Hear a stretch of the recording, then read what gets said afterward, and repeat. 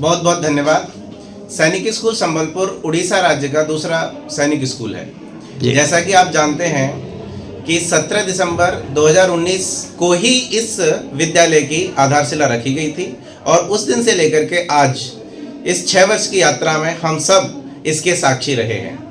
जैसा कि आप जानते हैं कि यह विद्यालय कक्षा 6 से प्रारंभ होकर के और 12वीं तक के विद्यार्थियों को अपने साथ जोड़ता है और उसमें यह राष्ट्रीय एकेडमी ने जिसको एनडीए कहा जाता है उसके लिए विद्यार्थियों को शारीरिक एवं मानसिक रूप से तैयार करता है। ठीक।